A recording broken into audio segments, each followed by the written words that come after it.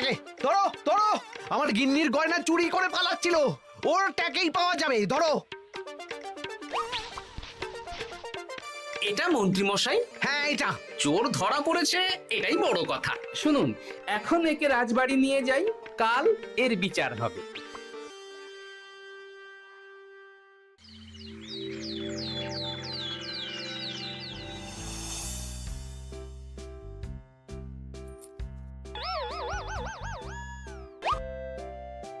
এতদিন গোপাল বুদ্ধি দিয়ে বাজিমাত করত, এবারে তো সাহসিকতার মাধ্যমে ভয়কে জয় করে পেঁচো ডাকাতকে ধরেছে।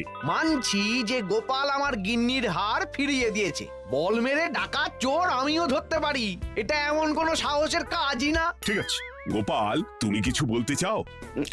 হ্যাঁ, বলতে চাই মহারাজ, আমি এই কৃতিত্বের ভাগীদার একা হতে চাই না। কারণ ন্যাপলা বলটা করেছিল বলেই আমি চালিয়ে খেলেছিলাম, আর ওই বল সোজা গিয়ে পড়ে পেঁচোর মাথায়। আর পেঁচু ডাকাত অক্কা যায়। এই তো সাহসিকতা, তুমি তো ওখান থেকে ভয়ে পালিয়ে যাওনি। আমি আবার বলছি, তোমার মতো সাহসী লোক যতদিন কৃষ্ণনগরে আছে ততদিন আমি নিশ্চিন্ত।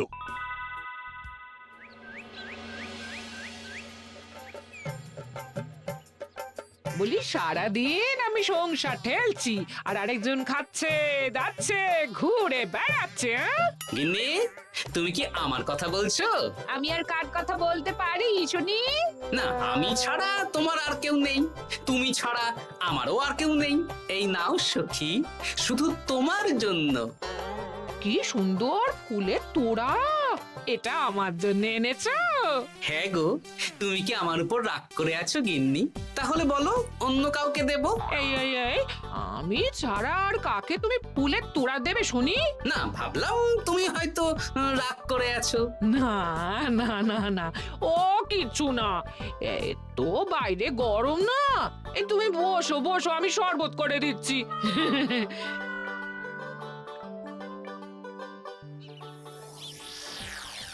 পুরো পরিকল্পনাটাই গোপাল চৌপাট করে দিল। এবার তাহলে কি করবি? ভাবতে হবে ভাবতে হবে, পেঁচো ধরা পড়েছে বলে তো আর আমরা হাত পা গুটিয়ে বসে থাকতে পারি না। না, ঠিক বলেছিস, অন্য কিছু একটা করতে হবে। গোপাল গোপাল গোপাল, এই গোপাল আমার কপালটা পুড়িয়ে দিল। সবার সামনে মহারাজ গোপালকে পুরস্কার দিচ্ছে। উফ, তোমার মনে এখনো অস্বস্তিটা কিসের?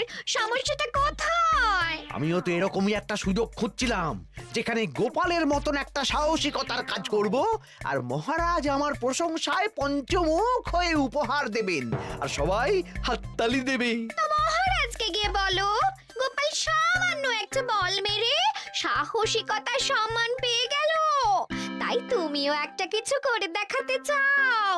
ঠিক বলেছো, আমাকেও এরকম কিছু একটা করে দেখাতে হবে, হাত গুটিয়ে বসে থাকতে পারবো না। হ্যাঁ হ্যাঁ, এমনিতেই ইদানিং তুমি 4 হাত থেকে 2 হাত হয়েছো। কি বলতে চাইছো কি তুমি? আসলে এতদিন তোমার আরো 2টো হাত বটা আর ঘটা তোমার সাথে তালে তাল মিলিয়ে কাজ করতো, এখন তো ওরাও নেই। নেই না, ওই আপদ দুটোকে বিদেয় করে দিয়েছি। হ্যাঁ, দিন দিন লোভ বাড়ছিল, জীব লম্বা হয়ে যাচ্ছিল। বেশ, তাহলে কালকে মহারাজকে বললো তোমার মনের কথা। কালকেই বলবো।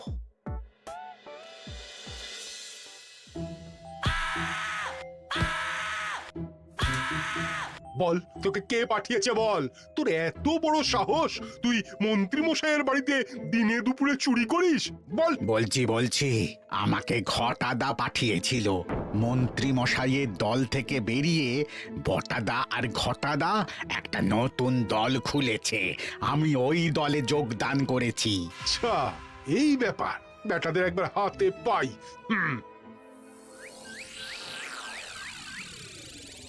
বটা বটা আমাদের খুব সাবধানে থাকতে হবে কিন্তু। কেন রে, কি হলো? কানাঘুষো আর ওই গোপন সূত্রে খবর পেলাম, মার খেয়ে পেঁচো আমাদের নাম বলে দিয়েছে। বলিস কি? হ্যাঁ রে, কি আর বলবো বল, কাউকেই আর ভরসা করা যাবে না। বেটা ধরাও পড়ে গেল, আবার মার খেয়ে আমাদের নামও বলে দিল। এবার তো মনে হচ্ছে ভূতের মতো লুকিয়ে থাকতে হবে। যা বলেছিস ভাই, তাছাড়া আর উপায় নেই।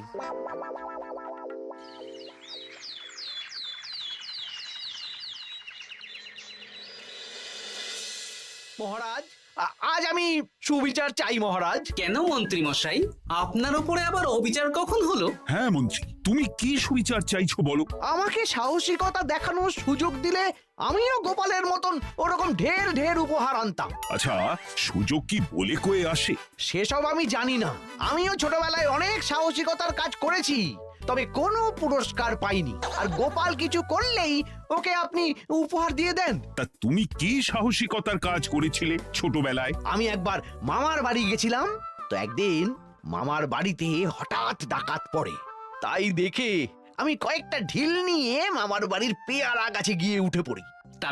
তারপর যখন ডাকাতের দল ডাকাতি করে বাড়ি থেকে মালপত্র নিয়ে বেরোচ্ছে, আমি আক্রমণ করি। দুম দাম দুম দাম দুম, ব্যাস ডাকাত ধরা পড়লো। বেশ ভালো তো। হ্যাঁ, কিন্তু সেদিন কোনো উপহার বা সাহসিকতার পুরস্কার পাইনি। পুরস্কার দিতে হলে আমাকেও দিতে হবে, কারণ আমি প্রথম পেঁচো ডাকাতকে ধাওয়া করেছিলাম। যদি না উপহার পাই তাহলে আমি ঝামেলা করব। কিন্তু হঠাৎ করে কোনো কৃতিত্ব ছাড়া তো আর কাউকে সাহসিকতার পুরস্কার দেওয়া যায় না। তার আগে কিছু সাহসিকতার কাজ করে দেখাতে হবে, তারপর বিচার বিবেচনা হবে, তারপর তাকে সাহসিকতার পুরস্কার দেওয়া হবে। তাহলে আমাকেও কোনো সাহসিকতা দেখানোর সুযোগ দিন মহারাজ। মন্ত্রী মশাই শুধু একা সুযোগ পাবেন কেন, আমিও দেখিয়ে দিতে চাই আমি কতটা সাহসী বাহাদুর মানুষ। ও বাবা, রাজবৈদ্য সুযোগ পাবে আর আমি কি বসে বসে হাত কামড়াবো? আমিও সুযোগ চাই। তা তোমরা কিভাবে সাহসিকতা দেখাবে শুনি?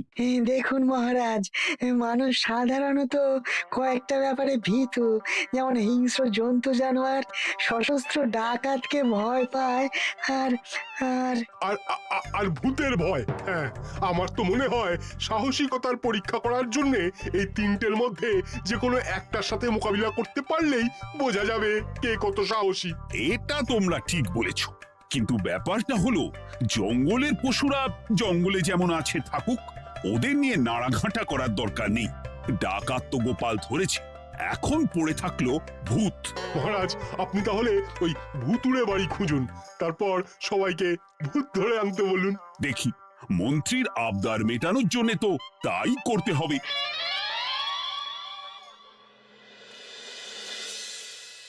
আজকে এটা কি রান্না করেছো বলো তো? ছোলা আর আলু দিয়ে তরকারি। ঝটপট খাবারটা খেয়ে নাও তো দেখি। হ্যাঁ, আচ্ছা, ছোলা আলুর তরকারি দিয়ে শুকনো রুটি খাওয়া যায়? হ্যাঁ, বেশি বায়না না করে যা রান্না হয়েছে তা খাও তো বাপু। খেয়ে গায়ের শক্তি বাড়াও, কদিন পরে তো ভূতের সাথে লড়াই করতে হতে পারে। হ্যাঁ, ধুর ভূত, হ্যাঁ, ওসব ভূত প্রেতে আমি ভয় পাই না, বুঝলে?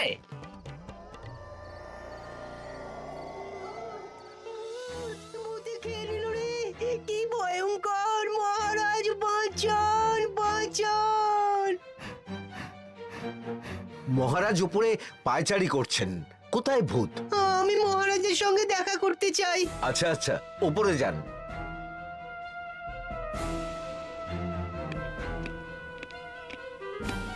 কি হয়েছে সভাকবি, রাতের বেলা হঠাৎ? আর তোমার চোখ মুখের অবস্থা এরকম কেন? মহারাজ, কৃষ্ণনগরে ঘাটপাড়ের ভূত আমার সর্বস্ব লুট করে নিয়েছে মহারাজ। ধুর, কি যাতা বলছো তুমি? সত্যি বলছি মহারাজ, আমি আমার একটা কাজে নদী পেরিয়ে ওই পাড়ে গিয়েছিলাম। একটু আগে এই পাড়ে এসে নৌকো থেকে নেমে ঘাটের সামনে থেকে একটা গরুর গাড়িতে উঠি। তারপর কিছু দূর আসতেই একটা পোড়ো বাড়ির সামনে গাড়োয়ান গাড়ি থামিয়ে বলে আর যাবে না। আর কারণ জিজ্ঞেস করতেই গাড়োয়ান আমার দিকে মুখ ফেরায়। রে বাপ রে বাপ, কি কঙ্কাল সার হাড় হিম করা মুখ! আমি তো অজ্ঞানী হয়ে যাই। কিছুক্ষণ পর জ্ঞান ফিরলে দেখি আমি রাস্তায় পড়ে আছি, আর আমার সাথে থাকা থলেটাও নেই। তাহলে বলতে চাইছো তোমার থলে ভূতে চুরি করেছে? সেসব আমি জানি না মহারাজ, কিন্তু আমি আমার থলে ফেরত চাই, আর ওই ভূতের শাস্তিও চাই। দিন না। এই সেরেছে, আজ সকালেই রাজসভায় ভূত নিয়ে আলোচনা হলো, আর রাতেই ভূত দেখা দিল। এবার ভূতকে আবার কে ধরবে? মহারাজ, আমার থলেতে অনেক দামি জিনিসপত্র ছিল। ঠিক আছে সভাকবি, তুমি এখন বাড়ি যাও, আমি দেখছি কি করা যায়। এই সুযোগে মন্ত্রী, জ্যোতিষী, পণ্ডিতদের সবার একবার করে সাহসিকতার পরীক্ষা নিয়ে নেব।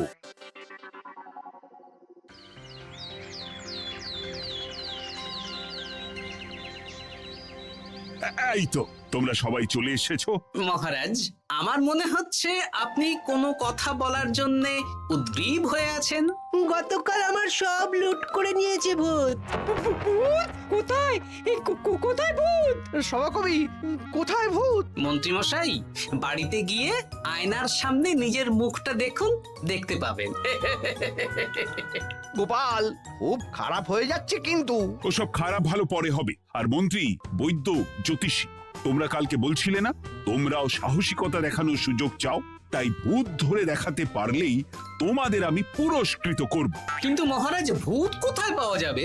গতকাল রাতে ঘাট পাড়ি এক গাড়োয়ানের গরুর গাড়িতে চাপতেই তোমরা ভূত দেখতে পাবে। প্রথমে মন্ত্রী, বৈদ্য, জ্যোতিষী, তোমরা চেষ্টা করে দেখো। যদি ভূত ধরতে না পারো তখন গোপাল যাবে। আর যে বা যারা ভূত ধরে আনতে পারবে তাকে বা তাদেরকেই আমি পুরস্কার দেব। আমার কারো সাহায্য লাগবে না মহারাজ, কিন্তু আপনি এত করে যখন বলছেন, না হয় বৈদ্য আর জ্যোতিষীকে নিয়েই যাব। দেখবেন আমরাই ভূত ধরে আনবো। আমরা বীর, আমরা সাহসী। ওসব ভূত ধরা গোপালের কম্য নয়।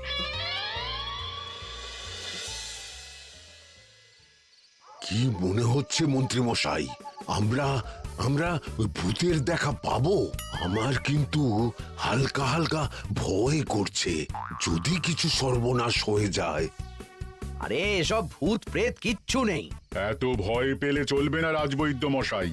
ভূত ধরতে পারলেই পুরস্কার। শুধু ভগবানের নাম গান করুন।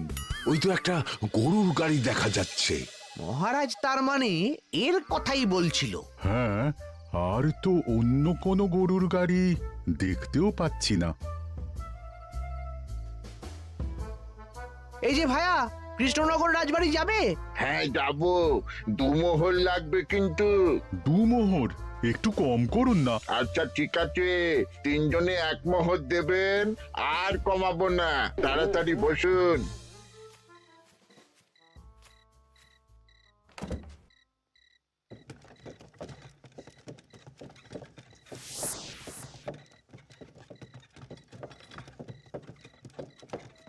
দূর দূর দূর, এতক্ষণ কোনো ভূতই নেই। সভাকবি যে কি দেখে ভয় পেয়েছে কে জানে। অকারণে এক মোহর লোকসান। সত্যি আমরা অকারণে সাহসিকতার পরীক্ষা দিতে এলাম।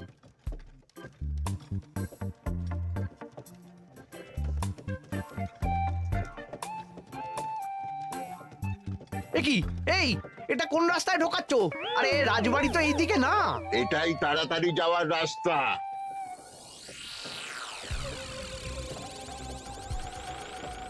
গাড়ি আর যাবে না। যাবে না মানে? আমরা তো রাজবাড়ি অবধি যাব। হাতের আংটি, পয়সা করি যা আছে বের করে ফেল, নইলে এক্ষুনি চিবিয়ে খাবো। ওরে বাবা, ভূত ভূত, পালাও। পালিয়ে যাবে কোথায়? আজ তাদের চিবিয়ে খাবো। ও ঠাকুর, বাঁচাও বাঁচাও, ভগবান বাঁচাও।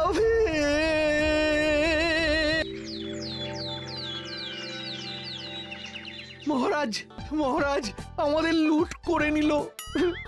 ভূত আমাদের সর্বনাশ করে দিল। বাঁচান। তার মানে তোমরা তিনজন মিলেও ভূত ধরতে পারোনি? ছি ছি ছি ছি ছি। এই তোমাদের সাহস! আমরা কি করে জানবো মহারাজ যে আসল ভূত আছে? গোপাল, ব্যাপারটা কিন্তু খুবই সমস্যার। এরকম পরপর রাতে দুটো ভুতুড়ে ঘটনা হলো। তুমি দেখো না যদি কিছু করতে পারো। আচ্ছা মহারাজ, দেখছি।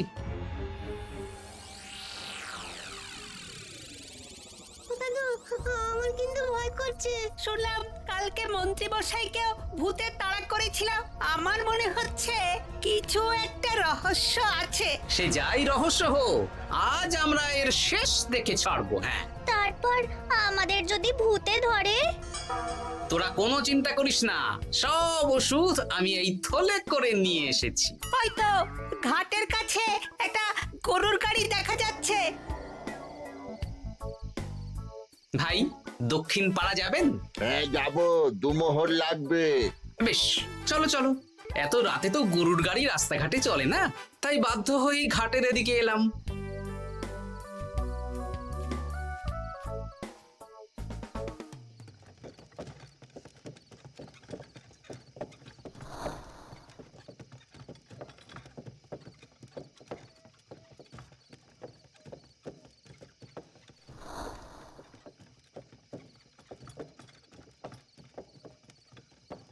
আচ্ছা, অন্য গলিতে নিয়ে আমাদের ভয় দেখানোর মতলব, হ্যাঁ? ঠিক আছে, এগুলো চুপি চুপি চাপিয়ে নে, আমিও পড়ছি।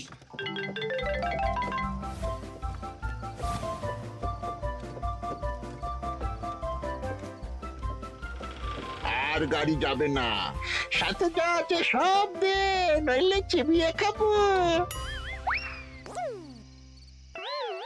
তাই কে রে, তোকে সব দেব?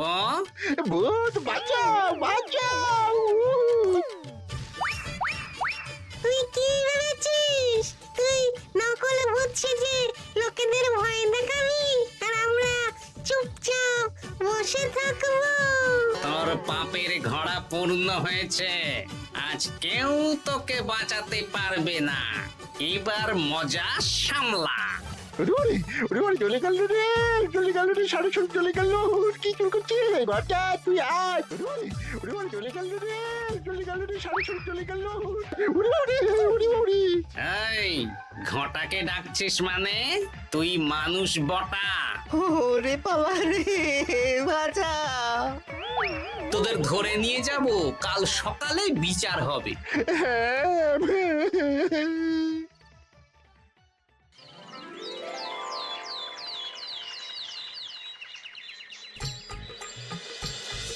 সাবাস গোপাল, তুমি তো কামাল করে দিয়েছো, কিন্তু জ্যান্ত ভূত ধরে এনেছো।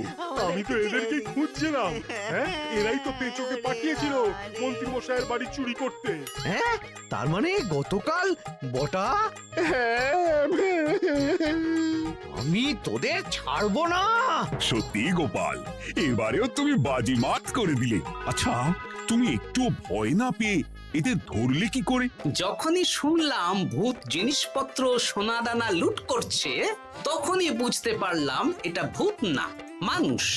তাই কাঁটা দিয়ে কাঁটা তোলার জন্যে আমি আর আমার নাতি নাতনিরা ভূত সেজেই মানুষরূপী ভূতকে জব্দ করলাম।